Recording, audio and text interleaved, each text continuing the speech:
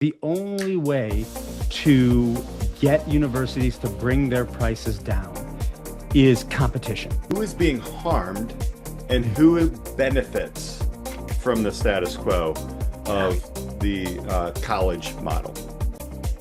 Everyone is being harmed except for universities. They are the one beneficiary. Why on earth are employers skilling the university graduates that they get? Why? What have they been doing for 4 years and $100,000 plus? The more I went down the road of exploring what it would look like if university reached a tipping point where people chose another option, I realized my own pathway could have been much shorter and much faster to the same outcome. Well, there's a lot of what I say that's going to be really interesting. So just, trigger warning for everybody. You're listening to the Disrupt Education Podcast. Here are your hosts, Peter Hostrauser and Alli Dahl. Welcome to the Disrupt Education Podcast. Peter Hostrauser. I've got Alli Dahl. Alli, it is 2026. You got a new mug. We're going to be bold this year. How are you doing? What's going on? I can't even believe we're opening up 2026 right now, and we're not that far from 2026 like recording this. I always actually enjoy recording this opening episode like a little bit before the new year, because I feel like it like sets the stage. Like I feel like the best leaders and whatnot, they're already thinking about 2026 like or in the next year before it happens. And so I'm just excited this is like coming out and we're recording it. And we've had, like, over the years podcasting together, Peter, we've had different themes and different words going into a year.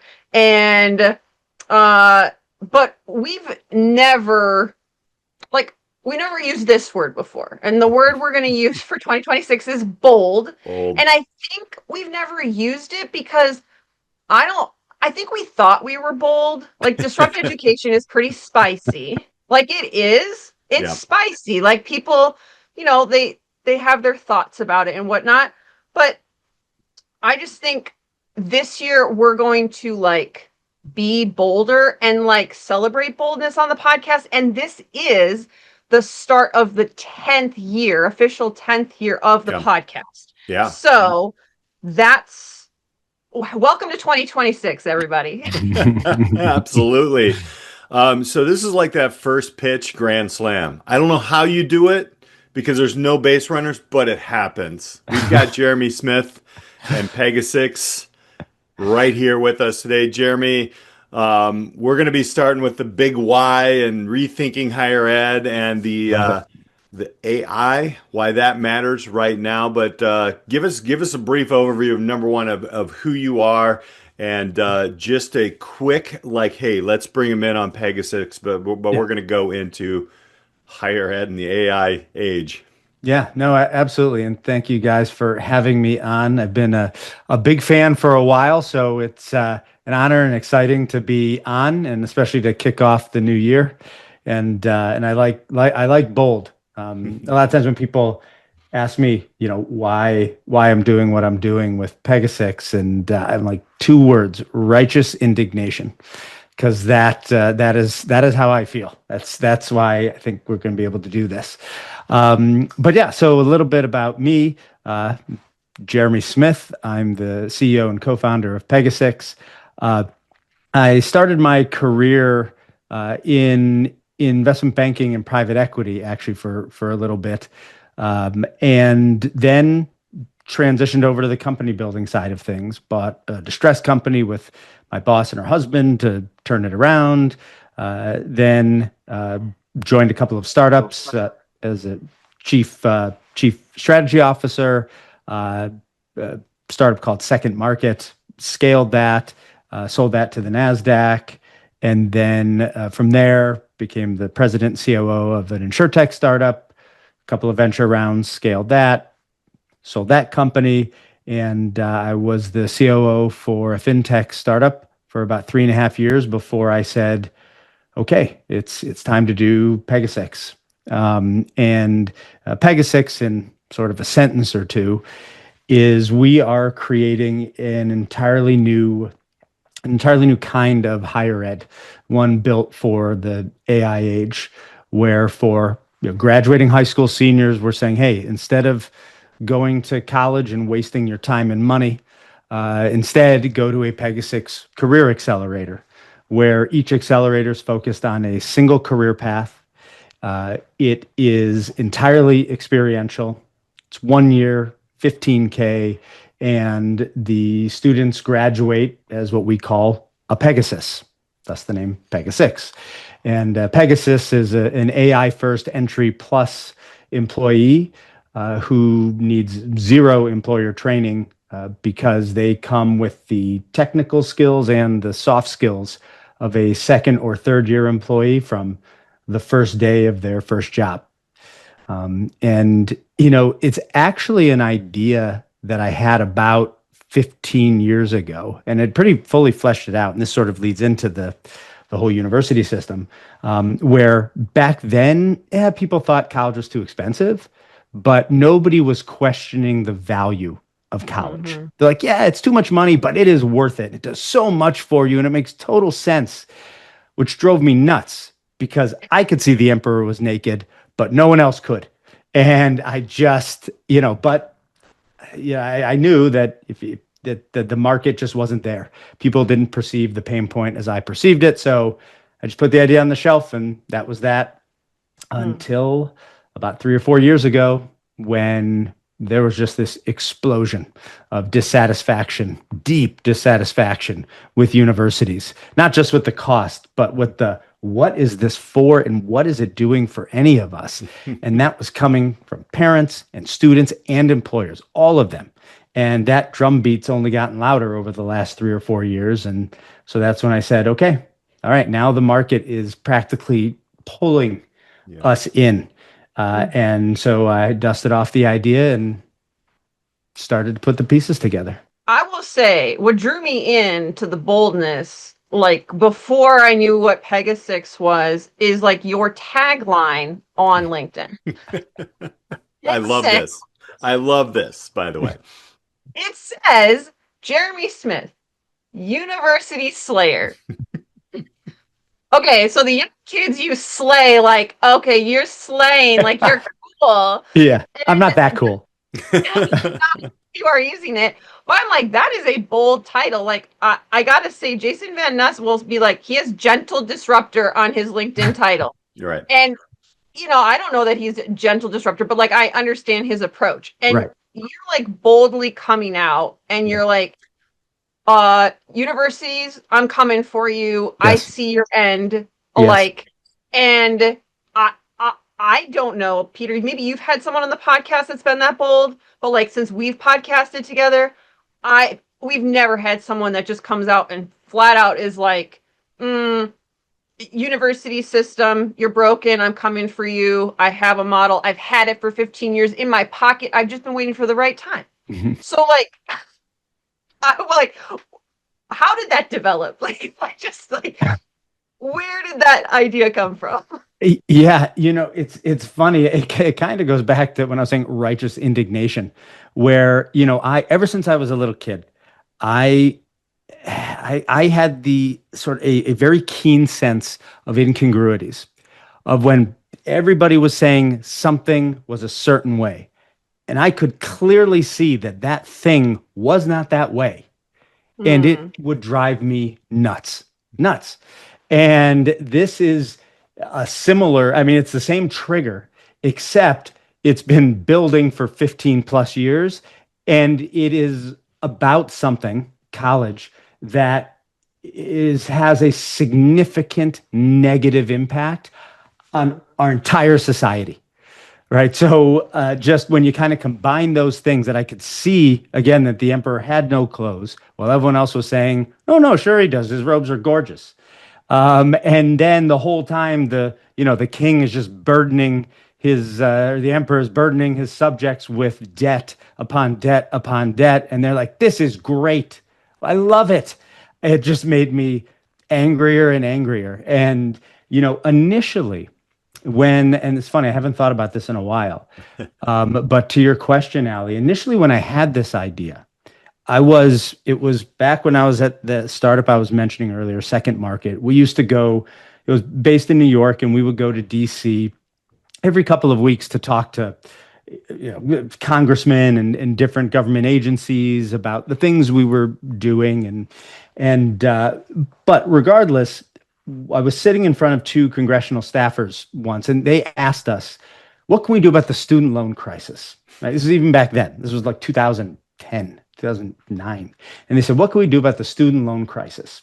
Like, should we cut interest rates on student loans or forgive loans? And they were throwing out ideas. And I said, no, any of that stuff, anything you do to lower the cost of college, colleges will raise their price to compensate. Right? They're like, oh, they can afford more debt because the interest rates are lower. So guess what we're doing to prices, right? And this is just what they've done. And so I said, the only way to get universities to bring their prices down is competition. And it can't just be another university, because they'll do the same thing the same way for the same price. And right there, like, just a light bulb went off, and I got up and I whiteboarded the entire idea for the career accelerators and how it would all work. And so initially I saw it as just competition, right? To just stand on even footing with universities, and our lower prices and more efficient model will help bring their prices down as they try to compete. But then just over the years, as I fleshed out the business model, I was like, wait, they can't compete with this. They literally will be unable to. 1 year, 15K, and come out completely ready for your job. Yeah. Even if universities tried to react to that, a 1 year, 15K program, they would collapse under their own weight. They couldn't do it, putting aside all the cultural inertia going the opposite direction, right? And that's when I realized that, like, no, this is going to kill them. Like, they cannot compete. And eventually all employers are going to go, why on earth would we want to hire people who have no skills versus people who are ready for the job on day one without me having to lift a finger? They won't. And so as employers only, or at first, hire from PEGA6 and career accelerators, as I hope other people kind of mimic our model in, a variety of industries, employers will hire, accelerator graduates first with the best, highest paying jobs. And once that starts to happen consistently, then parents are going to go, wait, I was willing to pay, let you mess around. I was going to use a little saltier language, but we'll hold that off for later in the podcast. I'll let you, say to their kids, I'll let you mess around for 4 years and I'll pay $200,000, because that was where you would get the best jobs because of the stamp that universities put on you. But now I'm paying that much money for you to screw around for 4 years and you're getting the leftover jobs? I don't think so. You're going to a career accelerator. And, when that tipping point happens, it's the end for universities. And so that's kind of where I sort of came up with the idea of University Slayer. And I would often say, when I talked about other people mimicking our model, I was like, I'm okay with that when that happens, because it takes a village to slay a dragon. And then that was where, in the end, the University Slayer emerged. I've said that to a few students in high school, and they love it. It's funny. It's just, they light up. It's interesting because, I just think they understand. I know they understand, like, what's coming. I've seen students go off to a 4 year just to get the flag waved when they leave high school. And it's very evident. And within months, sometimes less than months in my 20-year career, sometimes days, students would just say, you know what, this isn't for me. And they knew it right away. So that's where I want to jump in, right? This is where we fire you up a little bit. And all right, let's go. We're going to trigger the University Slayer, Alli. So look out. The question then, beyond costs, right? Yes. Tuition costs. Come on, man. What's wrong with universities? All right. This is going to be Disrupt Education's first ever 7-hour podcast episode. So what is wrong with universities? Well, first, I'll just say, like, the biggest top level thing, which is Why on earth are employers skilling the university graduates that they get? Why? What have they been doing for 4 years and $100,000 plus? What's been happening the last 4 years? Yeah. Right. And that just right there, that's the biggest problem is you just spent a meaningful chunk of your life and a meaningful chunk of your money, very likely money you don't have, to come out completely unprepared for the next step in life. It's in any other context, that would be considered fraud. It would. It's like, give me 4 years of your life, $100,000, and after that, you'll be 4 years older and $100,000 poorer, and that's pretty much it. It's like you would be sued out of existence. And the funny thing is, the only reason colleges aren't sued out of existence for this is because there's one thing they do, and I said do. Is that okay on the podcast? Now we're definitely going to have to check the box, by the way. Now we're cursing. Is they put a stamp on the students saying, hey, we accepted this person, we vetted this person, and they made it through, so you can consider them worthy of an interview. Right? It's the one that we didn't skill them in any way. They are 100% not ready for whatever job it is you're about to give them, but you can interview them. And so as a result, because colleges lead to a job, not because of the skills, but because of the stamp, everybody forgets, right? All is forgiven. And it's like, oh, I got this job because of this college I went to. How awesome. But when you look at, okay, let's see if we can control for certain variables and remove the stamp. And let's just isolate it to what you're taught.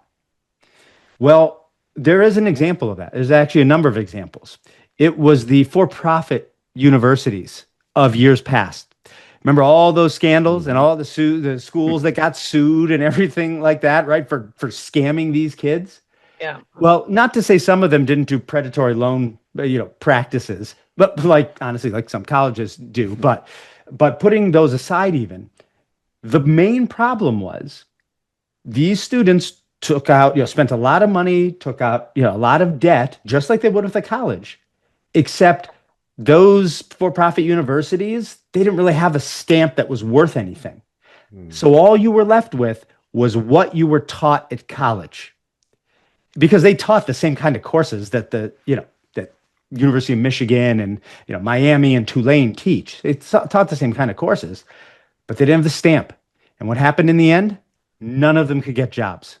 None of them, because what they learned in college was worthless, and it was laid bare when you removed that stamp. And then what happened? Those schools got sued successfully for being frauds, because that's what it is. Is that bold enough, Alli, by the way? Straight fraud. Yes, it is. Okay, I do want to say, and by the way, I mean every word. I'm not being I know. Incendiary. I mean everything I'm saying with no exaggeration. This is why you're opening up 2026. I do want.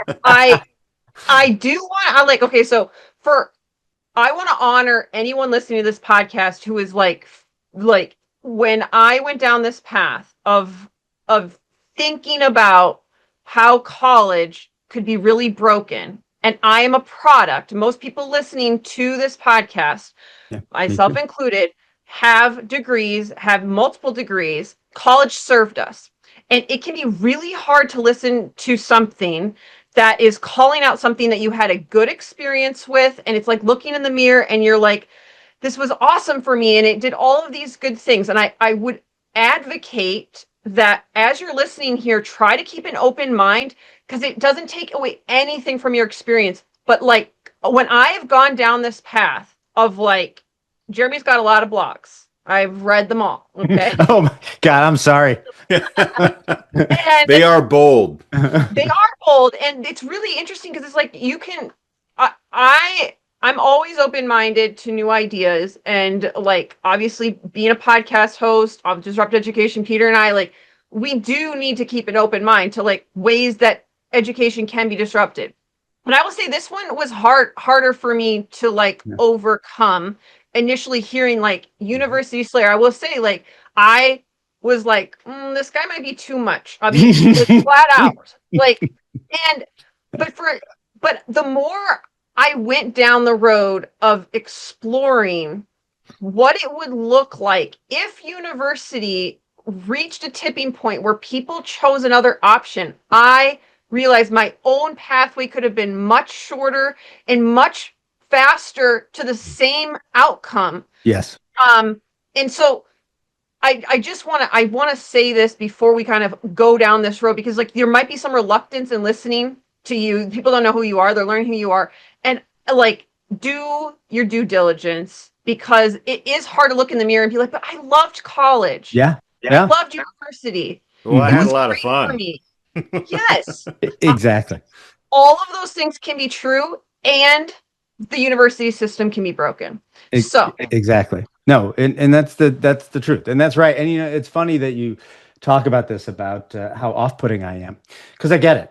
And it's true in that, like, initially, and especially as I was talking to my co-founders, I could take a conciliatory sort of approach and be like, well, look, there's these redeeming things about colleges, and I mean, we could do sort of a approach that meets in the middle, but then I was like, but I don't believe that. It's not true. Yes, it would be an easier pill for people to swallow. And so in many ways, it actually might be a smarter strategic approach for me to take my foot off the gas a little bit. But I cannot tell a lie, like George Washington never said to his father. And That we lied in school about George Washington. right. Wow, the irony. And I was just like, I mean, this is, like I was saying earlier, I'm not trying to be, incendiary or to, be provocative. I legitimately believe everything I'm saying to the level I'm saying. And it is not a knee-jerk reaction. This is like, well, and like you were probably talking about, or as you were reading my blog post, like I've thought through these things deeply. Yes. And, and I went to college. I went to Emory University. It's a top 25 university. So it's not like I was rejected and I'm bitter, against universities. I got into and went to a very good school, and I enjoyed my time there, like both of you did. But this isn't about spending 4 years. You shouldn't spend 4 years and $100,000 to have a good time. There's a lot less expensive ways and ways less damaging to you as a person and society overall. It's pop quiz time.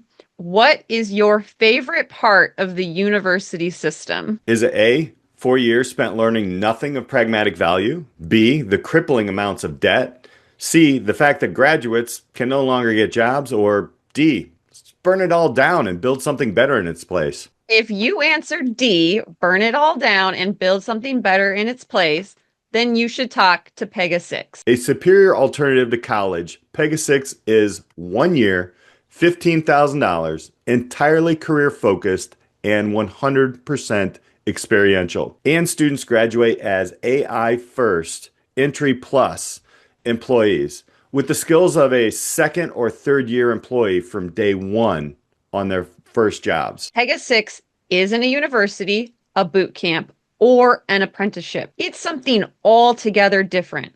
It's higher ed for the AI age. If you're an employee interested in hiring a PEGA6 grad, or a high school that would just like to learn more about your students using PEGA6, go to pega6.com/DEP to learn more. Best example I could think of, and I read this article literally within a week of looking at your stuff, and we talked about it a little bit as we were prepping for the podcast, is the horse was an extremely useful mode of transportation, and everybody used it who could afford it until the car came. And there's this great article of like, if you go and tell someone like you own a horse today in 2026, they're not going to assume that you own it as a mode of transportation. Right. Unless you're Amish.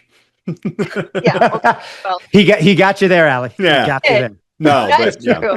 The caveat. So when I was reading this article, I was like, okay, everybody like used the horse, and the horse was like how you got from, or And it trains were made popular. total sense. Mhm. Yeah. Make total sense. There's nothing wrong with it. And like it's okay for an industry to be outdated. It's okay for an industry to need a complete 180. And so that's just kind of like I wanted to say that because I felt like it might help your, like Yeah. I know what you're talking about, but like for other people who are maybe first hearing about this, they might be like, whoa, what? Because Yeah. they can have a knee-jerk reaction against you.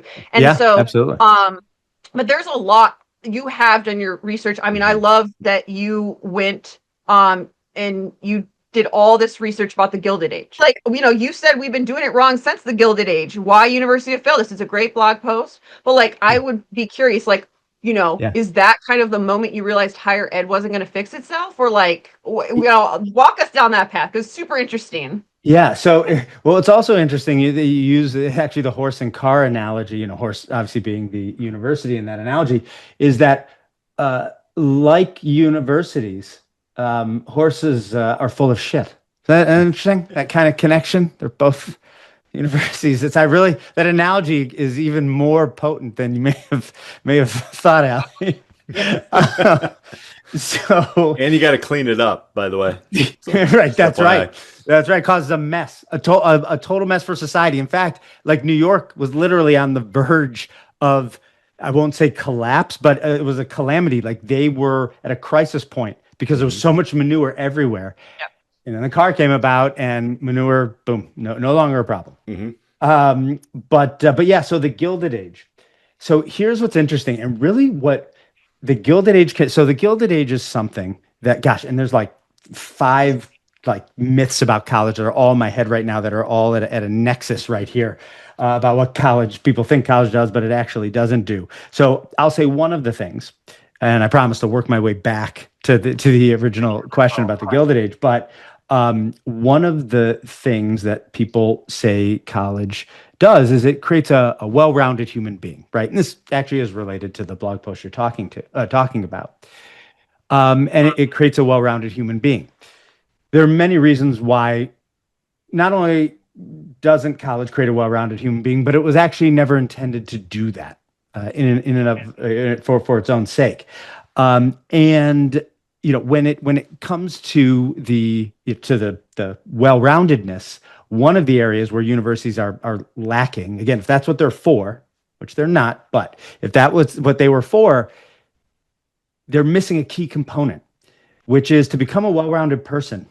That doesn't happen in a short 4-year period of time, especially a short 4-year period of time when you're at your youngest adult age, right? You become well-rounded over the course of your lifetime, right? It is a lifelong learning sort of endeavor to become well-rounded. But college doesn't travel with you, right? You can't continually tap into the reservoir of knowledge that your college may have been when you were 18 to 22.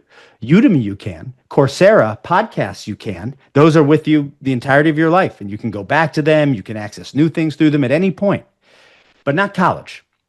And so I bring all that up to say that everything I know about the Gilded Age, and I would have to, and for anyone who doesn't know, it was the time during the Second Industrial Revolution in the United States, like 1870 to 1900, and every single thing, and I probably know more about the Gilded Age than 99.8% of people in the United States, because who cares about the Gilded Age? But I learned that all as an adult, right? Not one single bit of that did I ever learn in college. I learned it through books and podcasts and all of those things. So with that being said, as I learned more and more about the Gilded Age, and I already knew about American Revolutionary history because that was another passion of mine, again, way after college, that I learned about. And all of a sudden, these two pieces just clicked. And I realized this huge myth that existed and why it's a myth and how it's a myth about college. Because when you start to really get on colleges about, hey, you're not preparing these kids for jobs. When you back them into a corner, they go, hey, you know what? Back off. That's not why college was created. College isn't for getting people ready for the jobs, for the next step in life, right? It's to create this well-rounded human being, right? The citizen of the world. Yep. But that is not true. That is not true. Now, I don't think they're lying. I think they lost the thread on why they exist and why they do what they do. And so they're sort of backing into a reason. And so here's kind of the history behind that. So, the first colleges in the United States were were founded in the 16 and 1700s. And they were exclusively for the children of the upper class. And back then, and here's what's interesting. Well, there's a lot of what I say that's going to be really interesting. So just, trigger warning for everybody. But what's really interesting is back in the 16 and 1700s, all the way up to the mid 1800s, the upper class, yeah, they had jobs, in insurance, or they were a lawyer or a shipping magnate or whatever they might have been. But they didn't care about that. That was to pay the bills. That's not what they aspired to be. That was not the most important part of their lives. That's not how they saw themselves. What they were all about was religious and civic leadership, right? The upper class wanted to be the priests and the congressmen and the president and the judges and the district selectmen of their, communities or state or country. That was their higher calling. And so with that, when they sent their kids to college, it was to, after college, transition into that life of becoming a civic or religious leader in their community.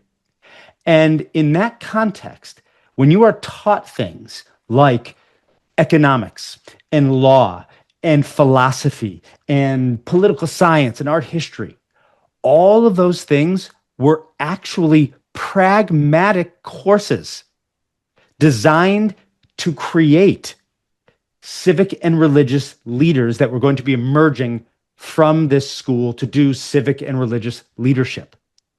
So these were not designed to just create a well-rounded person for the sake of creating a well-rounded person. It was to prepare them for what came after college. And so colleges were the first white-collar trade schools, which is another name I have for the category that we're creating, is career accelerators or white-collar trade schools. And so with that, then you get to the Gilded Age, 1870s again to 1900. And there was a shift in the upper class. This was the time of Carnegie and Rockefeller and Edison and all of that, right? Just an explosion of business and technology. And so the upper class's sort of desires and aims shifted away from civic and religious leadership to business and technology and engineering. But colleges didn't change. They just kept on keeping on, doing the same thing they'd been doing for the last 200 years. And nobody said anything. Nobody quite realized it or cared.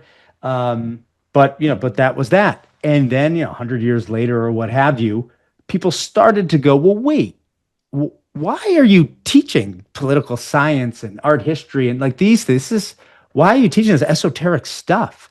And that's when the colleges were like, oh, that's a great question. And Bob's got a great answer for you. Bob, why do we teach those classes to these kids? And Bob's like, it's well-rounded. That's what we're creating, well-rounded. Why else would we teach things like this? It's to create well-rounded people, right? And again, it's not like Bob was lying. It was just, he panicked. He didn't know why they were still teaching that stuff, right? And so he backed into an answer that seemed reasonable. But the real answer of why universities are still teaching most of this stuff is because, and it touches on something that you touched on, Alli, which is they're teaching this stuff because they're an outdated trade school. That's why they're teaching it. Just like you were saying, things they become outdated, and that's okay, like the horse. That's what they are. They are a white-collar trade school teaching an outdated curriculum. They're teaching what their students needed to know in the 16 and 1700s when the next step was civic and religious leadership. It's not the world anymore, and it hasn't been for a long time. But they just never adapted. And their stamp let them kind of coast on a couple hundred years of reputation. But now people are questioning it. They're more than questioning it. they've kind of found them out and said, okay, something else. We need something else.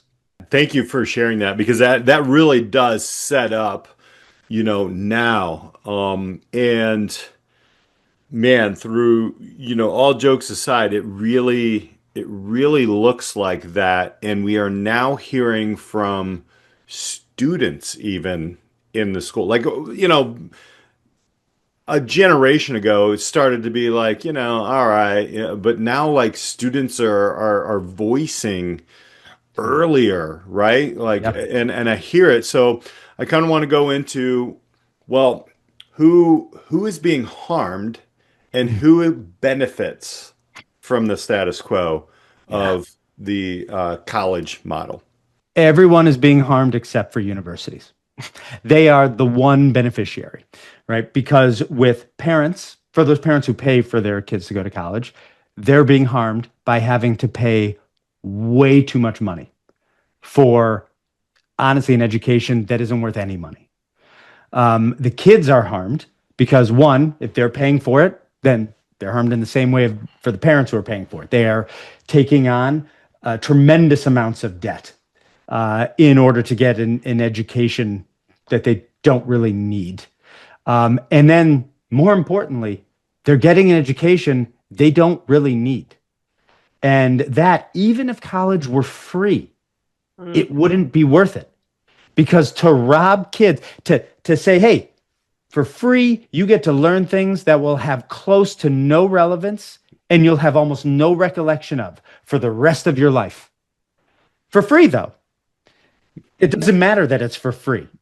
You're not teaching these kids anything of pragmatic value, and anything that you're teaching them of a greater value than, because not everything has to be pragmatic. And I should say, as an aside, which we can dig into this a little later too, but I believe the types of things that you learn in a liberal arts education are important.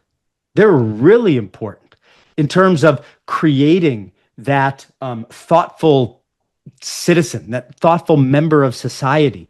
It is so important. But it's taught by the wrong people in the wrong place at the wrong time in the wrong way for the wrong amount of money. So everything that you hear me railing against right now actually isn't what is taught at colleges. It's how, who, for how long, when, and by whom that I'm railing against. And so, I can talk about the value of a liberal arts education or knowing those things, a little later if we get to it. But getting back to the original question in terms of who it harms. So you have these students who, for 4 years, again, even for free, are learning things that are of no pragmatic value for the immediate steps after college and the rest of their lives. And so you've wasted their money, you've wasted their time, you've many times burdened them with crushing debt that can devastate them for the rest of their lives. And then you send them off to employers who then both of those parties are harmed. The employer, because they are saying, I'm going to hire you for this job. What do you know about it? Nothing is the answer. They don't, they may know the job description, but they don't know how to do the job. A lot of times they don't know actually what the job entails. They don't know how to use the tools to do it. They don't know how to interact with the people to do it. So employers, who aren't schools, by the way, have to spend essentially the first year of complete lost productivity on these new employees because they have come as zeros of no fault of the student, but they have come as zeros, and it is entirely on the employer to spend the money, the time, and the human resources to bring those kids from 0 to 1. And so they are harmed.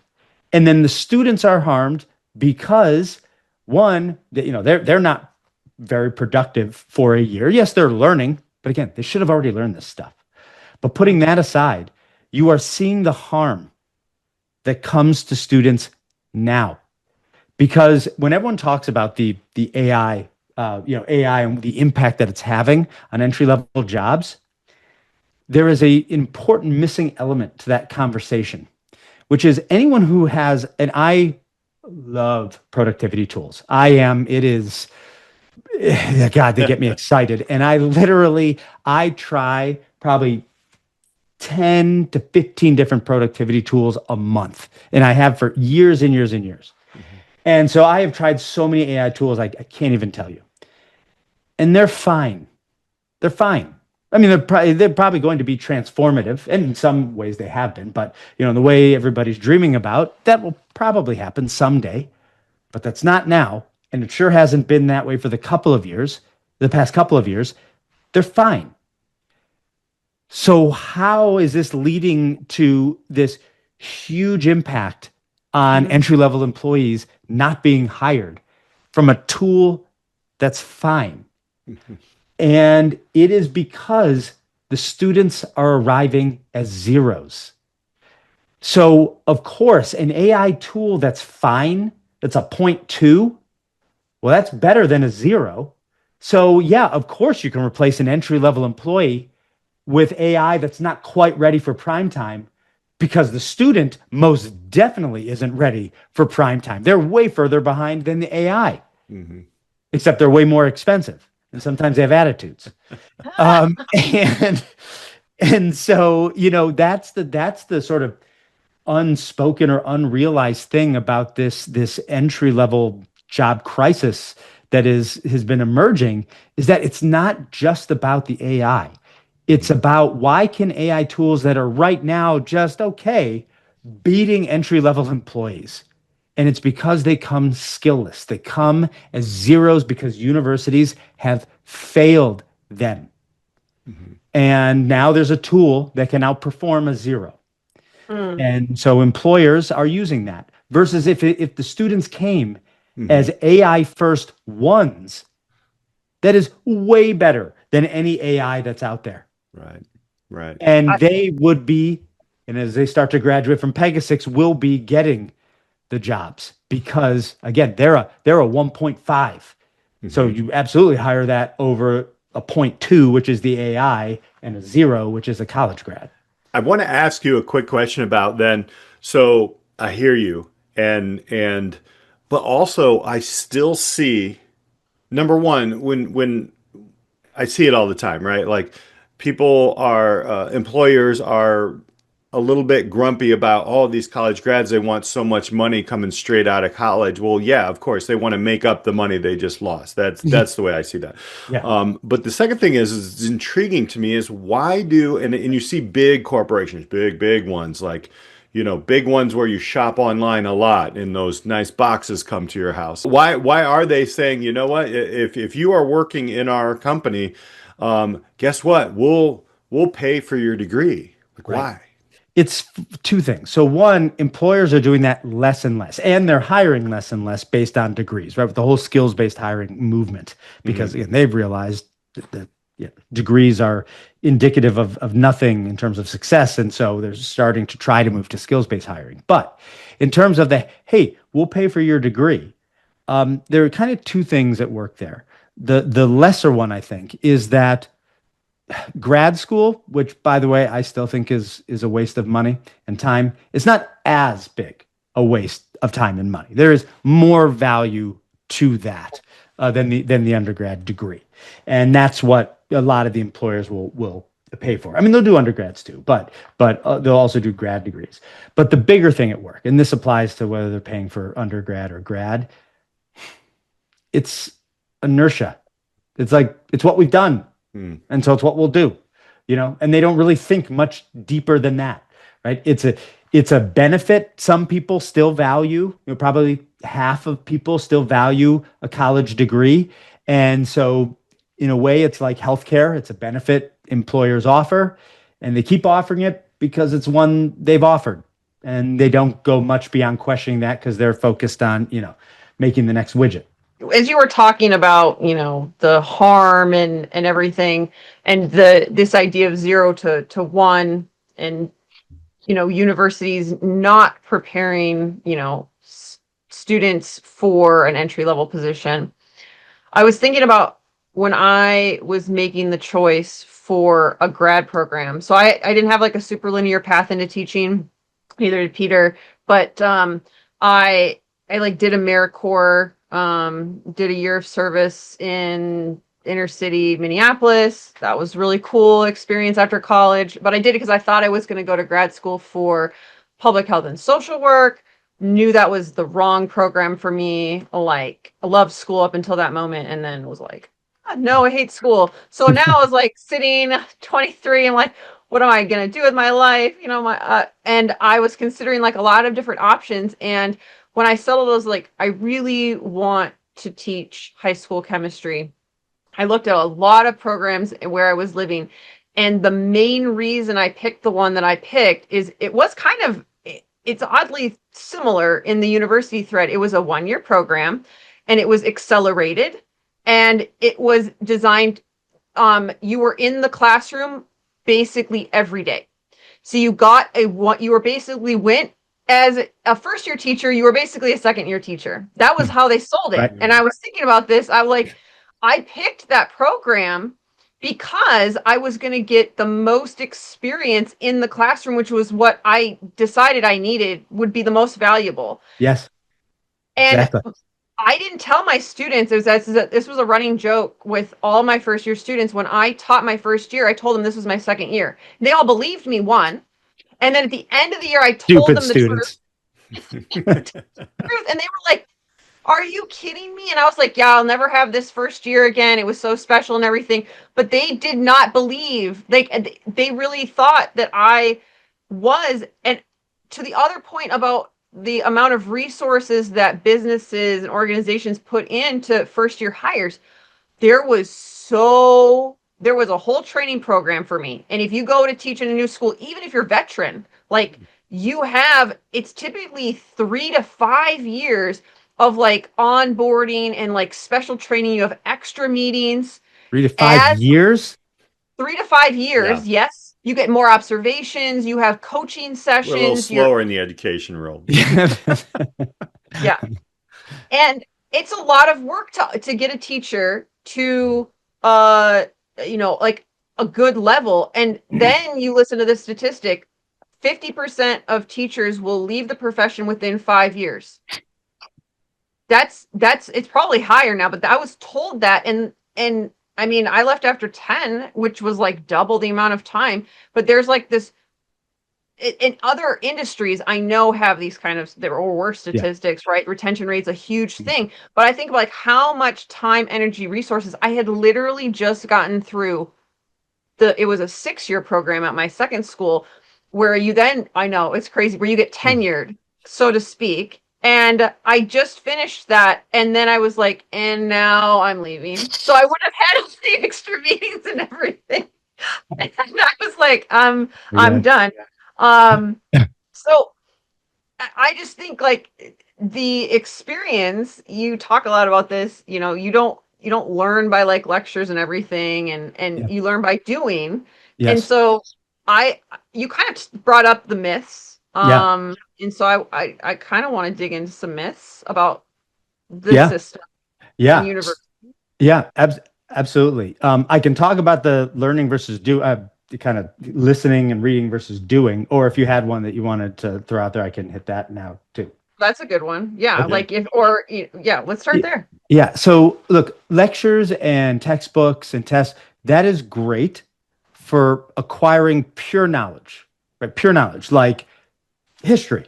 You can't do there, right? It's literally just knowledge for knowledge's sake, which is great. That is important for its own right.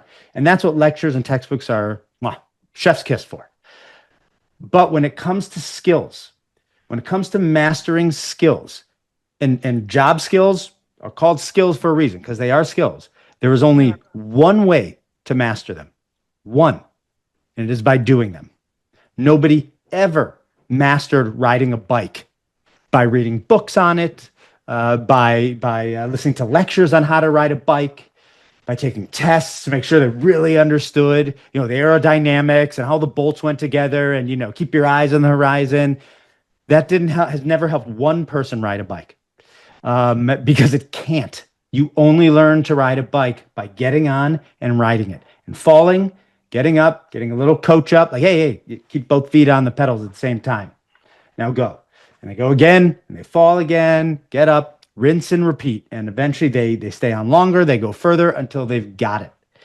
And they could have sat in 100 hours of lectures and read 5 books, and they still would not have been able to ride that bike. They would not have been able to ride it because that's not how you master skills. You can only master them by doing. And universities are built almost exclusively around listening to things and reading things and taking tests on things. And it's funny because one time, not too long ago, I was telling a guy who went to my high school, who was a year ahead of me. We've become friends lately. His name is Sean Springs. He played in the NFL. He played at Ohio State for 3 or 4 years and then played in the NFL for 8, 10 years. And I was telling him about PEGA6, and he's like, yeah, and I like it, but I don't know. I feel, I'm not, college really prepared me for the NFL. And I said, well, hold on, John, let me ask you this. What if instead of playing football at Ohio State for, the 3 or 4 years you were there, what if you didn't play it at all? Instead, you read books about playing football and listened to lectures about playing football and took tests on how to tackle right and how to run. How well would college have prepared you then for the NFL? And he just chuckled and he got it, right? He's like, right. Okay, right. It prepared me for the NFL because when it comes to football, in that you do at college. You don't read and listen. It's just the case with everything. And the funny thing is too, and this is kind of related to this myth, which is when people talk about this, like, yeah, I don't know, learn by doing. Definitely. But you really need you still need those fundamentals, right? You need the fundamentals, the underpinning concepts, right? That underlie these more functional skills. And I was like, 100% you do. But why do you think reading about the fundamentals is the best way to learn about the fundamentals? Because it's not. The best way is to do the thing. It fails. And you're like, why on earth did that fail? And then you get a little coach up, 90 seconds here, 2 minutes there, right? You don't front load it with 19 hours of lectures. You just get just in time learning, right? For just correcting that one thing. And that's when you get an explanation of the fundamentals, right? It's like, well, here's the problem. Bikes are top heavy. So you have to lean into it a little more. I don't know if that's true about bikes, but let's just pretend it is. And then you're like, okay, you know what? I did feel like, right. And so even though that person technically is telling you about it, you now have the context for it to understand it because you experienced that failure related to that fundamental concept. And that's how you understand fundamental concepts. Funny enough, most people, and I can understand why, they feel that you need to learn the fundamentals first, and then you learn to do, right? Or the more advanced parts of it. But you actually learn fundamentals better if you flip it and you start doing, and then you fail. And you're failing for fundamental reasons that you don't understand, but that's fine. Failure's good. It's not okay. It's good. Because now you're primed for learning. Because one, you have the experience that you now have context for what you're about to be told. You're going to be told in a bite-sized chunk to just solve this one fundamental problem. So, it's small enough that you'll be able to actually retain it. And you'll understand, again, because you have the context and experience, the value of it, and you're extra receptive because you've just failed. And you cannot proceed further until you understand the secret that is going to enable you to get past this roadblock. So the best way to learn fundamentals is actually in bite-sized chunks after or in the midst of your experiences. That's how you get the fundamentals. Not by sitting in classrooms and getting it loaded all up front to you, which I can also tell you why colleges do that, but I can leave it if you'd rather talk about other stuff. Well, we've talked about front loading and why we shouldn't do it. Like you've got to let people, we've said the word feel a lot. The only way you can feel something is if you can experience it, right? And Completely. and I Completely. really like that word because, yeah, I feel like, well, what made you feel that? What made you Right. feel? Okay, I experienced a really crappy lecture. Okay, that made you feel mad or whatever. Or I fell off the bike. I felt injured. I can tell you 1,000 different ways in our courses in high school where students are experiencing things and they're feeling it. And basically, what we teach them to do is to talk about it Yeah, and journalize it and say, this is your feeling. And then you can start to see where your failures come through. You can see that's maybe right. where other people are coming in and those types of things. Absolutely. And I think one of the interesting things is, as we're kind of, you know, we're gonna go into a part two here, Allie. I don't know if you know this, but we I told are. you. Because right now, like critique is one thing, but building an alternative is another. And I just kind of want to like prep this going into the next episode here for next week. But one of the things, Jeremy, that I've done is take part of the model of college that is sort of working, and that was an MBA, right? Where they would bring companies in and then they would say, we need you to work on a project for that company. Now, some of it was, a little bit Mhm. presentation-y, not Yeah, real, but whatever. But we started bringing that into the high school level, right? yeah, And kids, students, teachers, community members started acknowledging that this is a good idea, yeah. right? Because it is. It's a great idea, PEGA6, Peter. Yes. PEGA6, right? Yeah, yeah. No, What, sorry, go on. give me the 10,000 version, 10,000 view, and we're going to go into the weeds next episode, but let's cliffhang these peeps. We're going to come in next week and dive in a little bit more. But if it's broken, what comes next with PEGA6? Essentially, everything that I was saying was wrong with college, or more specifically, wrong people teaching the wrong thing in the wrong way for the wrong amount of time. Um, all of that has to be changed. You have to teach the kids have, let's put it this way, the kids have to learn the right thing, which the right thing is what comes next. And I'm going to talk about nonlinear. I'm nonlinear here, so I promise to get back to PEGA6 cliffhanger, but there's something that we've touched on before, not in this episode, but just as we were talking outside of it, which is I think a flawed, and it can often, if you take the metaphor, almost literally, it can lead to flawed approaches. But talking about education as a pipeline, I think is flawed, because I view it more as a supply chain, right? Where you have links of that chain. You have different, because with a pipeline, essentially you put this thing in at the beginning and it comes out at the end, right? And that's that. It was just transported from the beginning to the end. And that's all. It was just transportation. There was no concept of value add along the way.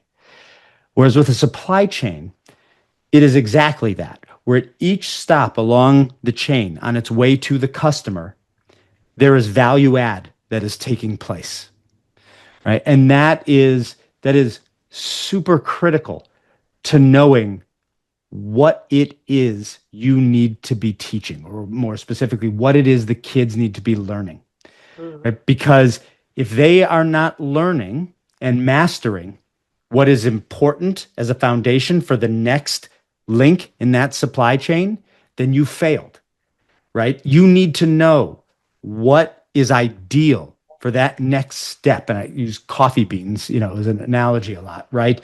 It's like if you have this coffee processor and the coffee farm or the farm sends them, lentils. It's like, what are you doing? We process coffee beans.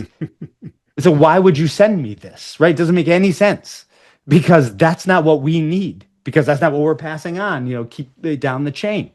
And so you essentially have to, in order to know what needs to be taught, you have to start at the end, right? What the customer wants. And in this case, the customer is not the student, which is a mistake that colleges make when they treat their students as the customer. Yes, they pay, or their parents pay, but they are not the customer. The customer is the employer. Because in the end, where the employer hires from, again, with the best, highest paying jobs, that's where parents will make their kids go, right? The employers dictate where, down the rest of the chain, what everyone does, right? And so you have the employers, this is what they want. That means that's what college should be delivering, right? And high school then should be 9 through 12, should be delivering what college needs as a baseline in order to deliver that ideal, that entry plus employee. Which, by the way, I think I got entry plus from one of your guests, if I recall. I think she used the term entry plus, and I'd been looking for a term to describe something not entry level, but more. And when she said it, I was like, oh, yes, that's it.